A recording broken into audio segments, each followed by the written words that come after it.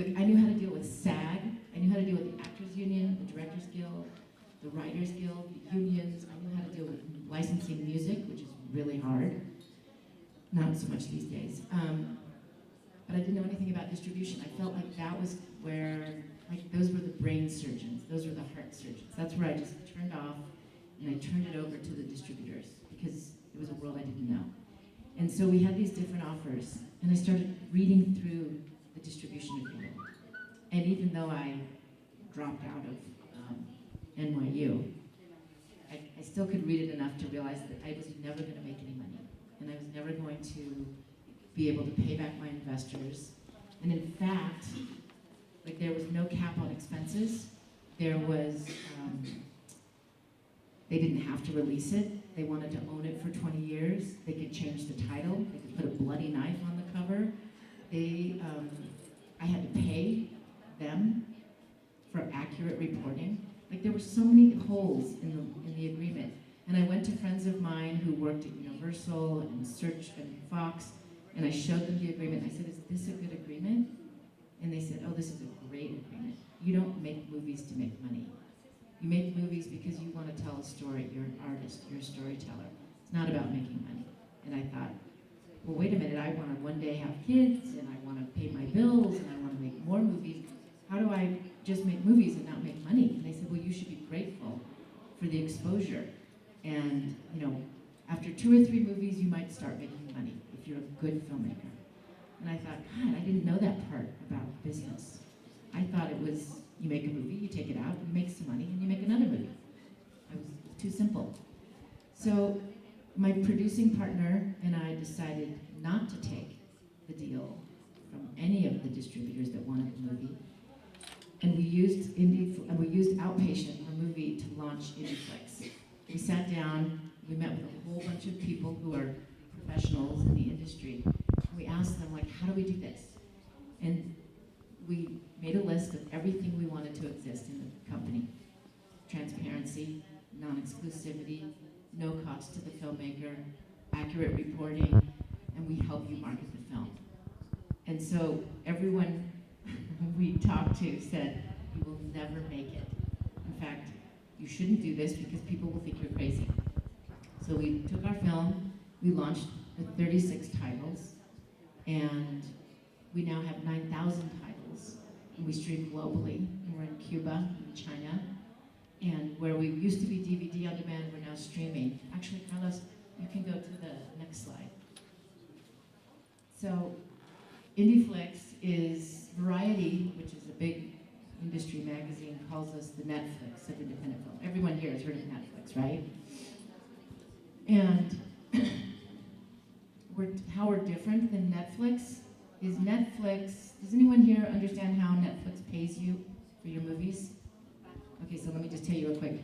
When you make a movie and you want to put it up on Netflix so the whole world can watch, you put it up on Netflix. If they accept it, they will pay you what's called a licensing fee. And so if you make your movie for however much money, and they might pay you $20,000 US for your movie for 2 years, and they're going to pay you out over 8 payments. So they make it 8, they pay you every quarter. So every 3 months, you make a little payment over 8 payments, no interest. So it takes you almost 3 years to get your $20,000. Now sometimes they may only offer you $5,000.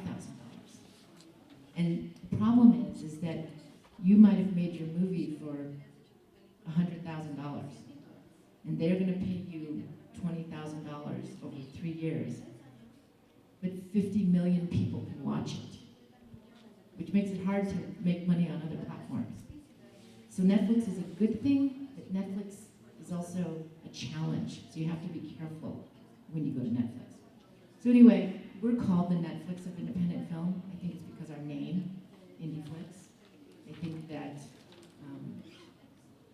I will say we are complementary to Netflix. Netflix is 70% television and the rest features, no short films.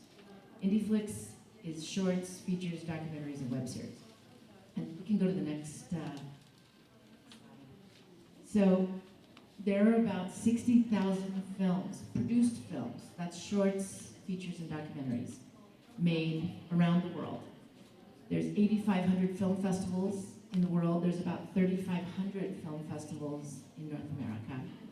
And regardless, less than 1% of all movies made get picked up for any kind of meaningful distribution. So there's a lot of movies out there that never get seen. Hollywood makes, in a good year, 600 movies. Makes or releases 600 movies. But now that Hollywood is making bigger budget movies, they're making fewer of them. And they're taking all of the theaters and they're putting, if you go to the theater in the States, there might be 12 screens. One movie is on 6 screens. So there isn't room for other movies. I don't know if it's the same here. We can go to the next slide. So the center of gravity is shifting. Everyone used to go to the movies and go to the theater. But now, because you can buy a big flat screen, have it at home, everything's on demand, everything is streaming, it costs less money to stay home to watch movies. And you can watch it on demand. So you don't have to go to a theater, pay all that money, and wait in lines to go watch something. So movie ticket sales are diving, they're losing money, and streaming is the fastest growing segment of the film industry. So you can go to the next slide. Netflix is the biggest reason for this shift because you can binge watch content, you can see just about everything you want to watch on demand, and they make it affordable and easy to access. So now there are about, well, but here's the thing is that Netflix is 70% television, which means that all of us who are making short films or movies, they have the biggest audience, one of the biggest audiences at HBO. And it's hard for us to get on their platforms. So you can go to the next slide. So I started Indieflix with my producing partner, and we have over 8,000 titles. We have shorts, features, documentaries, and web series from 85 countries, 2,500 film festivals, and we stream globally, which is amazing that we're still in China. They haven't shut us down, which is good. And we pay filmmakers for every minute watched. So if 1,000 people in the world watch 10 minutes of your movie, you're paid for 10,000 minutes that month. And if it's 5 cents a minute, you're paid $500 that month. You just have to have it up there. We're highly curated, so we only accept maybe 1 in 100 or 1 in 300 submissions because we want to have the best content. And we charge $5 a month, whereas Netflix charges, how much does Netflix charge here? how many pesos? 99 pesos. So in the U.S., it's $8 or $9 or $10 a month, depending. 128 pesos. 128 pesos. Yes, it's comparable. We charge $5 a month, and it's all you can eat. Mainly, you can stream anything, and because we have worldwide rights to over 80% of our library, you can actually stream from anywhere in the world. So you can take your library with you. You can go to the next. So we are launching a new platform next week. This was the big announcement I was going to share with you because it's exciting for us because I've bootstrapped this company. I have 10 angel investors who have believed in me and my team and what we're doing and continue to put a little bit of money in so that we can build out this new platform, which for me, I think it's groundbreaking. There's 2 components to it. One is that we have a much more improved search and recommendation engine, which everyone should have, so that's a no-brainer. But we have a new proprietary tool. In other words, it's a tool that isn't out there yet, and it's called Quick Pick. And my developer made it for me because I walk around the office all the time and I'm like, I hate search, I hate discovery. I can't find what to watch. I can't even find what to watch on Netflix. How many people here have a hard time finding what to watch on Netflix? Exactly, so we all have this issue. I can't even find, I have a hard time. Music, I have a better time with. Pandora's good, Spotify, but for film, I have a really hard time. So my young developer, we call him the young boy wonder, I hired him when he was 19, and he's now 22 or 23. And he used to come up with these ideas to help me find what to watch on Indieflix. And I didn't like any of them. And then he came up with this one. And he said, there's no title, you don't know who's in it, you don't know how many minutes, you don't know anything. It's just these curated clips that play like that. I'm like, that sounds terrible. And he goes, no, I made a little sample for you, I want you to try it. So I actually went home, played with it, and I played with it for over an hour and a half. And I had so much fun, and I found all these things I wanted to watch, and I realized that it was like flipping channels, but never hitting a commercial. It's the same reason that I ended up watching, I don't know if you get Lifetime down here, but like, it's kind of like bad acting, bad movies, no commercials, but I end up watching some of those sometimes because I'm like curious. So we created a quick pick, and basically you should be able to say, you know, I feel like I want animation, I want it under 15 minutes, and eventually we'll build out more things, but you can say I have 10 minutes, I'm with my family, we feel like laughing. And it'll just start playing those clips for you. And you can swipe, and I'll demonstrate it for you in our beta because it's not live yet, it's going live next week. So the other cool piece of the, I think you can go to the next slide actually, Carlos. So the next cool piece is that we're going to share data with our filmmakers, and nobody does that. So now you will get a dashboard for your film, 24/7 access, not just to see the minutes watched, but you'll also get to see what people are watching on and where they are. Can you imagine, like if you made a movie, and let's say you went to festivals, but now you're on Indieflix, and you know that people are watching, and let's just say, you know that they're all along the coast of the United States, you know they're over in Europe, that's where you're gonna go to like do a theatrical. That's where you're gonna go and sell DVD if that's what you wanna do. That's where you're gonna go and cut a TV licensing deal. And you will have leverage and negotiating power because you can say, I have an audience, I have 1 million viewers here, I have 10 million minutes watched in Poland. I can cut a TV deal in Poland, and you will have negotiating power. And they will know that that people want to see your movie. And then you're going to be able to know where to bring your next movie because you already have an audience. The way that we create content now, we create in a bubble. Like we have no idea. It's like writing a paper or studying for a test and never getting a grade, not really knowing. Because you can't base it on the money, not in this model, because there's so many middlemen who take a piece that by the time you get your money, if you think that's what is your measure of success, you're wrong. Because Netflix, 30 million people could have watched your movie, but you only made $20,000, paid out over 8 quarters, and you don't even know where that audience lives. Sure, maybe you got 10,000 comments on your page. Maybe 20,000 people put it in their queue. But you don't know that 30 million people might have seen it, and you don't know where they are.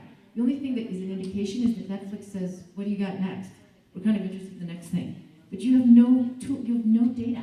It would be like writing a paper and not getting any feedback on it.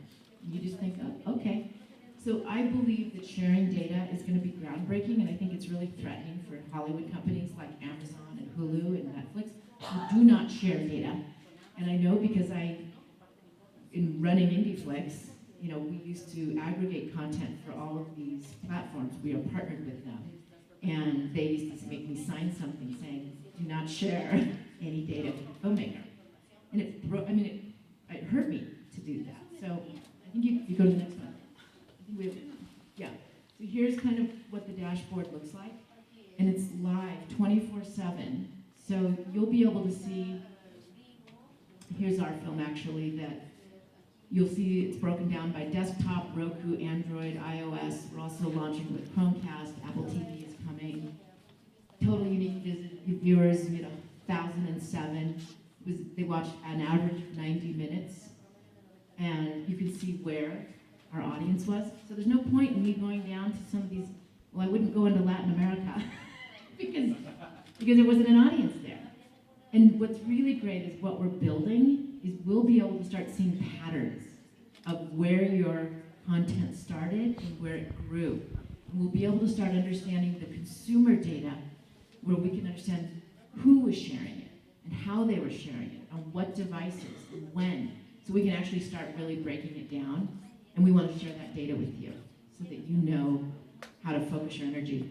Up here you can see we post every quarter how much the minute is worth. So I created this unique royalty payment system. It's new for some, but for me it's old, but it stands, I like RPM. In the United States we call RPM, it's like revving engines, and I like that because it makes me feel like it's gonna grow. But in my world, it stands for revenue per minute. It's super simple, so filmmakers know if 1,000 people, 1,007 people watch 90 minutes of my movie, I'm gonna be paid for basically 90,000 minutes, and it's 6 cents a minute. If you look over there on 2015, the last quarter, so in December, it was worth 6 cents a minute. Basically, I would make $5,400 that month, or that quarter. And it just grows.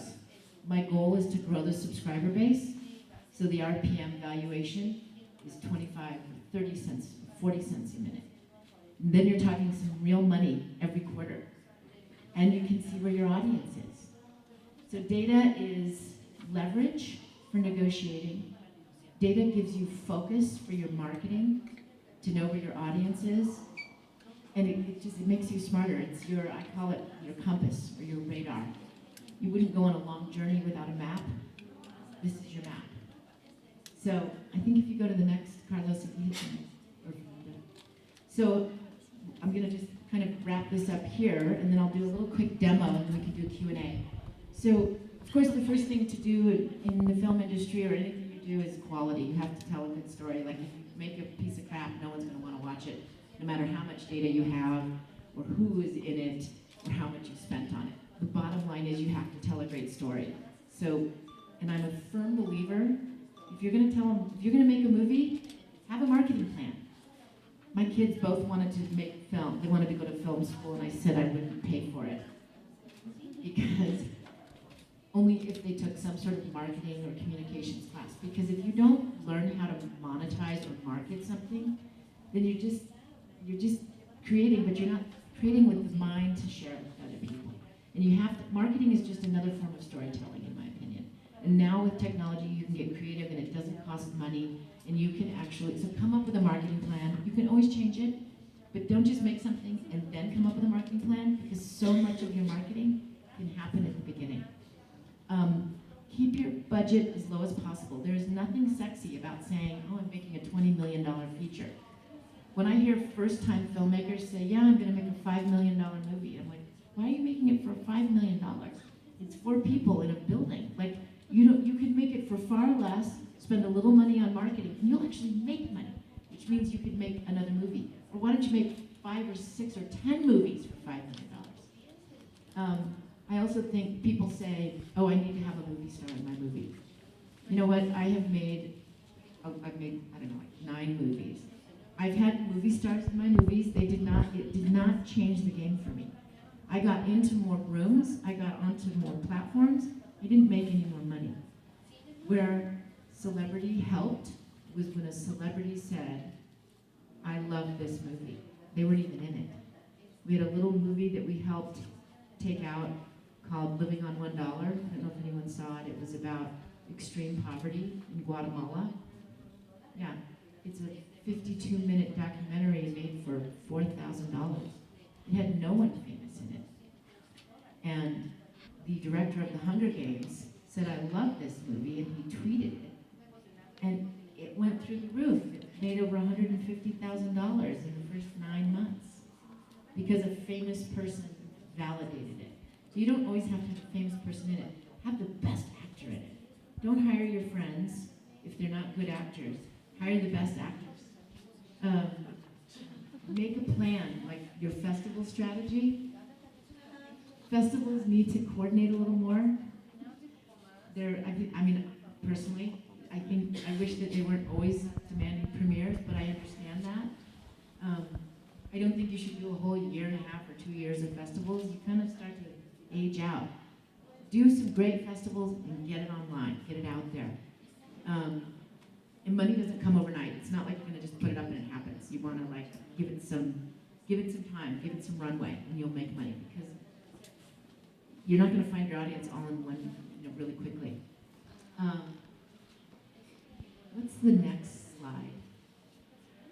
Oh yeah, so this is a picture of the new site.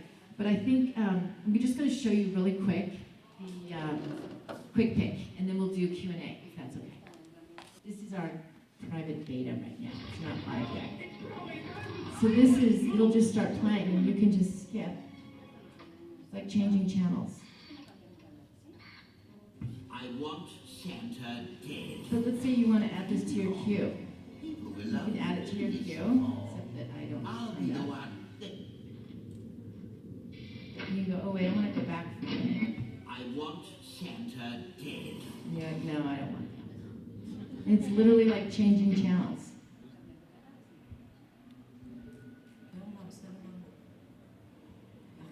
So then, let's just say you want to actually go watch a movie. So, wait, we'll go back here. Let's see. Anyway, you can literally pick through the entire library. Once upon a time, a lot. And if you want to know what it is, you just hover over and it tells you a little info.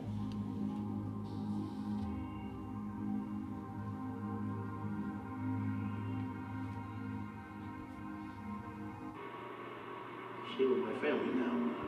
Separation. So, and then on the film detail page, what we're building out here is filmmakers will have, like we'll have the whole cast and crew, but we're building out a page where we'll show all of the filmmakers' works. And then, oh no, that's not it. Oops, sorry. This is mine. Okay, so anyway, that's Quick Pick, and I'd be happy to open it up for any questions. If you have any questions at all, I can talk about just about anything. I've made movies, I've been a juror at festivals, I've been a sponsor, I've started Indieflix, and now, from DVD through download to streaming to subscription, and created this unique royalty payment system. And then now, I think we're going to really disrupt the industry because we're going to share data. I'm supposed to go to India at the end of the month and do another announcement, and then eventually to China. So we're going to spread the word, and you as filmmakers on Indieflix are going to have access to information that the studios have always kept back from us. Does anyone have, yes?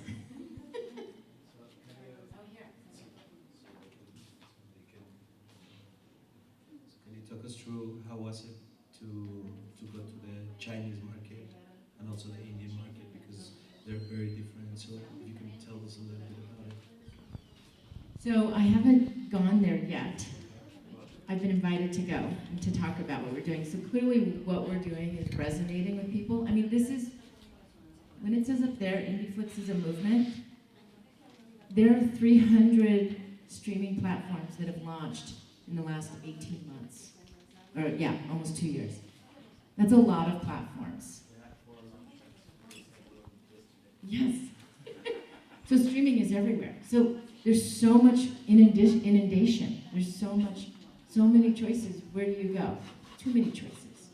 And so they're all like a catalog of films. It's just a lot of films. A lot of sites have the same films. Some of them are free with ads. Some of them are arts funded. Some of them are pay-per-view. And every model is a little bit different. What we're doing, which I believe is how we're different, is that we're a movement, because we want to empower the filmmakers to be their own gatekeepers, to not wait for someone to come and make you an offer, but to be able to go out and start monetizing your content and start so that they're actually chasing you, because not only do you have great content, but you are a brand in yourself, you have an audience, and you have data. You've done all the work for them. This is the stuff they always have to do. They're gonna wanna pay you to take that. And that's where you have to be careful, because you want to make sure that you don't give it away too easily. You've worked really hard for that. I know that when as far as like India and China, everybody, every culture, every continent, I feel like it's based, kind of broken down by continent. I'm still learning so much. I'm a filmmaker. I'm a college dropout. Like, I don't feel like I have that MBA. I don't have that track record. I don't have that sort of mind that thinks, super analytically. I just have my gut. I have things that don't feel right or don't feel fair. And those are things I can't live with. So that's why I do what I do. But I know that, I think in India they pay like by the minute, like they get a certain amount and they're really on their phones. I think in Brazil, they pay by the minute and everyone has a phone. Even if you live in the favelas, you have a phone. Like that's your connection to the world, it's your community. I know in China, China's exploding. I think China owns Hollywood. I mean, I'm pretty sure it owns most of America. But, the Chinese have invested heavily in the film industry, and now they're just like taking it in a big way. So I'm having lots of conversation with China. And what's great is, like, I'm talking to you here in Guadalajara. I'll be talking and doing the same sort of conversations in China and Mumbai and Australia, wherever. The world is so small. The world is so we can access the world now. It used to be that when you made a movie or anything, it was really just here. Maybe you could hop over the border. Maybe you could go over there, but it was such a faraway, distant land. And now, like, especially with Indieflix, it's unbelievable that 80% of our library, we have worldwide rights. We stream globally.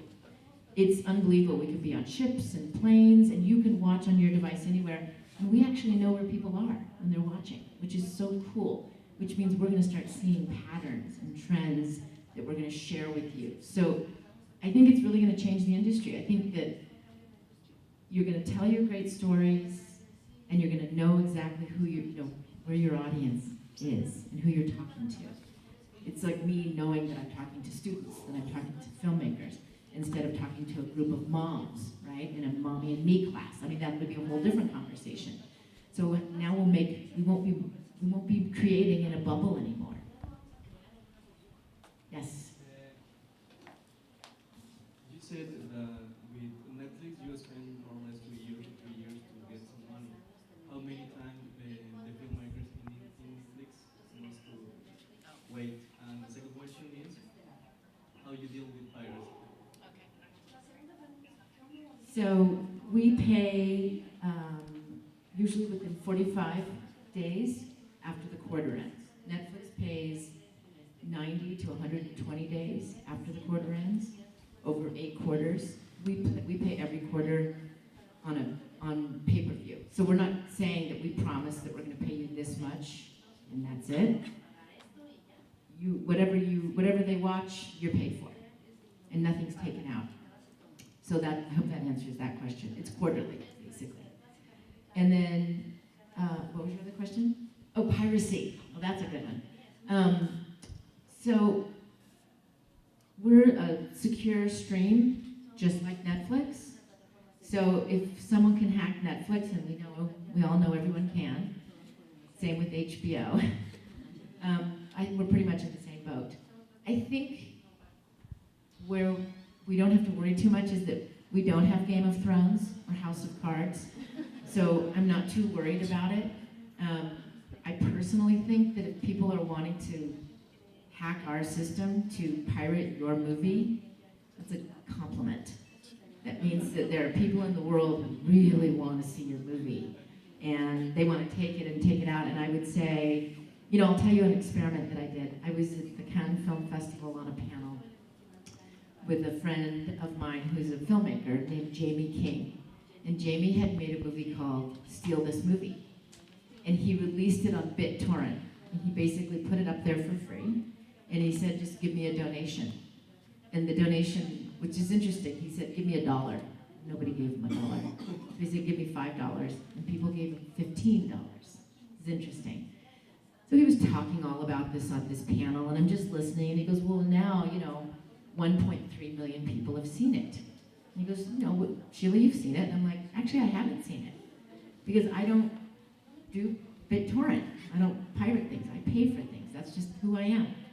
And he said, oh, well, but you can watch it for free. And I said, I know, but I don't know. Maybe I was a PC at the time, and so I didn't want to get a virus. And so I said, let's do an experiment. Give me your movie to put up on iTunes and Netflix and Indieflix, and let me put it up everywhere for pay, and let's see if we can use the fact that it's been downloaded for free and see if people will actually pay to watch it. So it was an experiment that we did. And we put it up on iTunes, and I think at the time we put it up, we said, this film has been downloaded for free 1.3 million times on BitTorrent, and it was one of the best. Like, people were like, great, I'll buy it and watch it. Like, because we learned that the audience watches. I mean, who here has Apple TV? Anyone have Apple TV? What do you guys watch on? How do you watch? Oh, you Chromecast. Oh, excellent. That is the future. At least that's what my developers tell me. Because we just walked away from Xbox 360, which was a disaster. And Roku is so full of so many options. You drown in them. But casting is great. So I believe, like this is the future. This is your remote control. And where you had a remote at home, where you were like, where's the remote? Where's the remote? So you could watch the channels on your TV. Now this is your remote. And your content is in the cloud. And you can watch it on any monitor or device or screen anywhere in the world. And it's HBO, and it's Netflix, and Indieflix, and Hulu, and you can push the buttons. Are we good on time? And so we've actually now, the new site launch next week is all Chromecast, and we're actually working with a bunch of hotel chains so that you'll be able to cast everything, which just means more and more people will be able to watch your content. So piracy, it's a compliment, I think, and I'm not too worried about it. We've done everything that we can to be as secure as Netflix and Hulu and Amazon. You know, I think I have bigger things that I'm dealing with right now, like T-Mobile. I don't know if you have T-Mobile, it's a carrier, but they offer free unlimited Netflix streaming on their phones. And so now they're throttling the stream through the cell phones, and it's creating these issues for us and for smaller platforms. And so it's not net neutrality, but it is creating these other issues, and so we're having to deal with some of those technological kind of challenges. Any other questions? Yeah. Can you tell us an example of how sharing data has changed the course of a movie or the marketing strategy of a movie? Probably not the same movie, but that relation to data sharing that you do, how does it affect the marketing of next projects? That is an excellent question. I tried to think about that because it's funny, because we're just launching this, I don't know, I haven't seen the usage yet to see. I know from my own, like I get access to the Indieflix data. So I know things about our users and our filmmakers. I know the top content being watched. I know that 90% of our users watch Netflix. I know that people who start on the computer pick it back up on the train, and when they get home, if they haven't finished watching it, they don't finish watching it. Maybe they're busy helping kids with homework or cooking, or something else comes up. And we try to see the patterns of when they actually start picking it up again. I know that zombies are very popular all over the world. And we also, I'll add another thing, we sell the Indieflix annual license. So we have a monthly license, which is $5 a month. We have an annual license, which is $50 a month. And we're about to launch an educational price point for like college students and students, which will probably be $25 or $30 a year. And then you can watch everything. But we sell the annual license into the public libraries in the world. And we're in about 1,200 libraries in 6 countries. So if you have a library card and your library subscribes to Indieflix, you can actually go and create an account for free, so long as your library is a member, and everything you watch, the filmmaker is still paid for every minute watched. And what's great is that people who watch through the library are oftentimes different than the people who come in through the main site. And the example I can give is, there's a library outside of New York called the Queen's Library, and the librarian called me and she said, "Can you get more Eastern European content?" And I said, "Sure, why?" And she said, "Because we have a lot of immigrants, and they've discovered Indieflix and they're watching it like crazy." And I said, "Sure." And then I was over in Vienna giving a talk, and I was talking to about 75 Eastern European filmmakers, and I told them this story. And their mouths just dropped open, and they were like, "Really? We can't even get our own content watched in our own country because the government and Hollywood fills the pipeline. So their content just sits. It does festivals, and then it sits." And so we've been putting more content up, and they're getting watched, and they're making money. And I think it's actually, when this goes really big, is going to change the economy in small countries. Because now you have filmmakers who work 2 jobs. I mean, they have their filmmaking job, and then they have their day job. But they're going to start making money, like enough money to not just eat or, you know, like get through a day, but after, buy a car, buy a house, you know, send their kids to school. Like I think it will, empowering all of us as content creators to get a bigger piece of the pie instead of all the people that take a piece and then there's nothing left for us. It will change the dynamic because, as we know, film is the most powerful medium on the planet. It brings us together, it raises awareness, you can reach the masses. And why do we make the least amount of money? And so with the tools that we have now in technology and data, we can reach the audience and it doesn't have to cost a fortune. I was talking about a film I produced, which we just released 3 or 4 weeks ago, called Screenagers, which is about how much screen time is healthy. And we've had 1,000 requests for screenings. We've booked 100 screenings in some theaters, schools, corporations, and we're getting so much data that I'm starting to see the trends, and I'm starting to see how that information is transferring from country to country, and from certain organizations that are connected to other organizations. So I'm starting to see data on that, which is really interesting. So I think pretty soon we're not going to be able to operate with that data. I mean, think about GPS. What we're offering is basically GPS. Can you imagine going somewhere that you've never been and saying, because we're so used to this now, "Oh yeah, I'm just going to walk and find it." Yes, you can do that, and you can just ask people along the way, and hopefully they'll give you the right information and they understand your language. But what we're offering, which I think is so cool, and I'm sure, I hope that it will encourage other companies to open up the data. Wouldn't it be great if you got on Netflix and you got to see your data? Oh my God, it would be amazing. They can still license your content. That's the thing. I don't know why Hollywood keeps it so close. They act like it's the most important thing. It is the most important thing. But to share it with you specifically is not going to hurt them. If they shared everything, I understand that. We're not going to share everything with everybody. We're going to share your data with you. Just like a bank's not going to say how much money they have in the bank. They're going to tell you specifically how much money you have. So I will definitely put that on my list to share case studies of films, because I think that's really fascinating. And to be able to really follow that, because we'll take that learning and share it with other filmmakers. Any other questions? Yes. Hi. Maybe you can give us a final advice. So how do we get into the international market and distribution as filmmakers like us in Mexico? So you can always submit to Indieflix. That gives you global access. There's that, and you can do that online.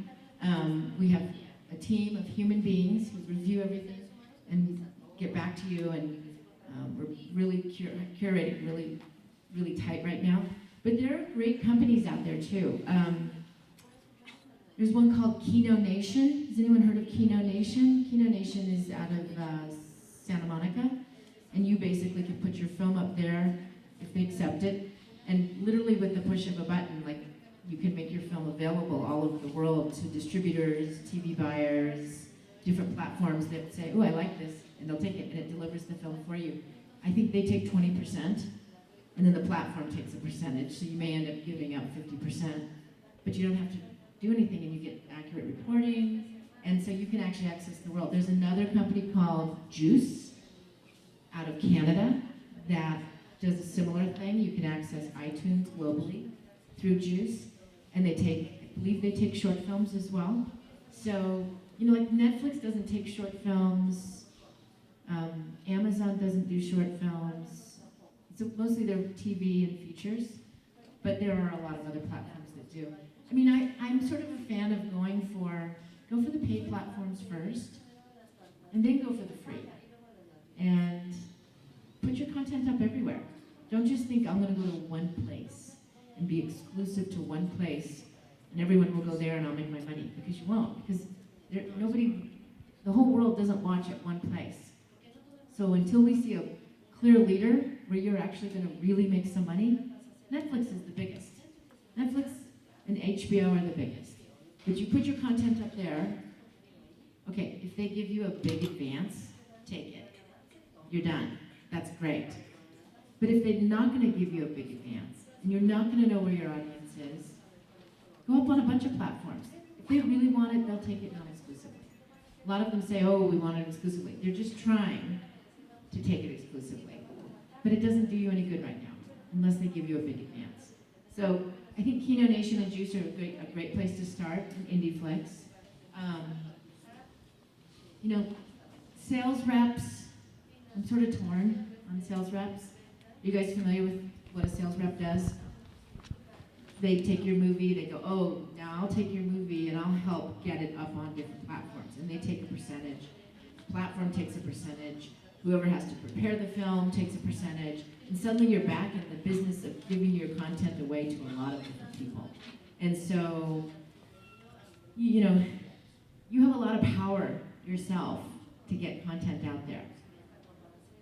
I think those are a good place to start. And have a marketing plan.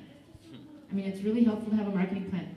You have marketing, you have Twitter, Facebook, Instagram, you know, and you're putting it out there, and I'm not sure what other social networks are here, but especially if you're focused on movie stuff, distributors will come to you, platforms will come to you, other filmmakers who say, ooh, your film would be perfect for this. You open up your community, and it takes a village. We all need each other. Any other questions? Well, thank you all so much for being here. I appreciate it. I didn't know what kind of a crowd we'd get so early in the morning. And I have some cards if you want to take my card. And I think I have some stickers or something. But anyway, we hope that check Indieflix next week, because it'll be live. And if you can remember this, if you remember this code, CEO guest. Put that code in and you get 3 months free, no credit card. Okay, thank you.